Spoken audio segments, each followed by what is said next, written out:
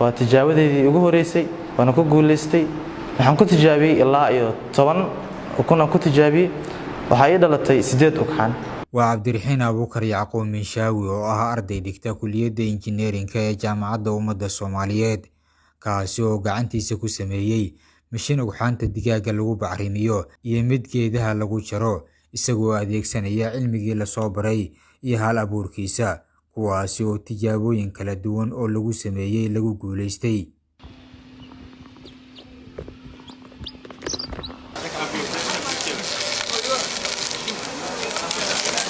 Arday ayaa labadan qalab ee midna geedaha lagu jiro midna waxaanta digaaga lagu dhaliyo ku wareejiyay maamulka kulliyadda xanaanada iyo xoolaha iyo kan beeraha oo si gaar ah ay u qusayaan mashiinadan iyo shaqayntooda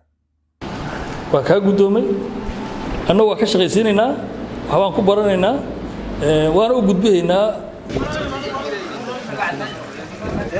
ardayga sameeyay tijaabadan ayaa sheegay inta uusan ku dhaqaaqin talaabadan inuu sameeyay baaritaan dheer gaar ahaan mashiinka digaaga lagu bacrimiyo si wax badan uga fahmo heer kulka uu ku shaqayn karo iskama sameeynin riboodan ka diyaariyay oo aan ku sameeyay aan jeclaan lahaa inaan idin soo gudbiyo qadka galay incubator xogtiisa raadiyay wax badan aan rajaynaa inaan ka ogaaday rotationka uu sheegay professorka wax jira video dhammaystiranna waa ka sameeyay from day 1 up to day 21 inta processka uu dhacayo markii ay sameysmayso oo yaani oo abuurmaayo ay ukuntii ama sameysmayso rotationka xilliga la sameynayo day 1 up to 18 wixii ka dambeeyay rotation loo ogolaanay humidity controlkiisa 55 up to 66 meelaas ku controlay temperature-kana 37 ilaa 37.7 ku controlay xogtii dhameystiran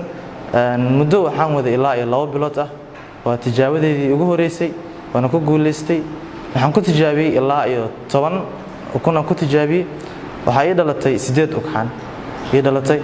labada kale xarajaan inaa cilmiga idinkaan idin soo doontay insha Allah sababtii ay ku dhaxweysay iyo waxyaabahii sabayba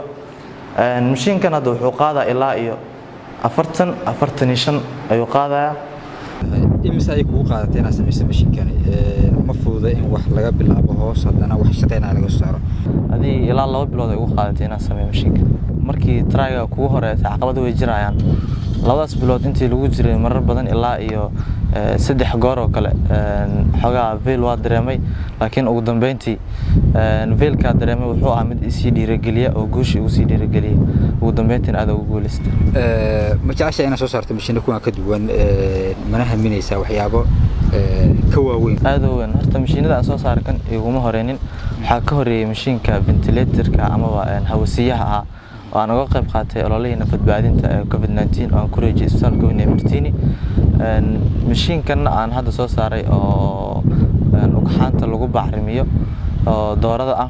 waan rajaynaa insha Allah in mashiinkan aan sii balaariyo aan hadda wuxuu qaadaa ilaa 40 ukun oo kale uu bacrimin karaa xarajan inaan sii balaariyo aan sii develop gareeyo mashiinada aan sameeynayo waxaan hiigsanaa insha Allah ilaa iyo inta nolosha aan ka fargareyn karna baahiyaha jirta inaan sameeyo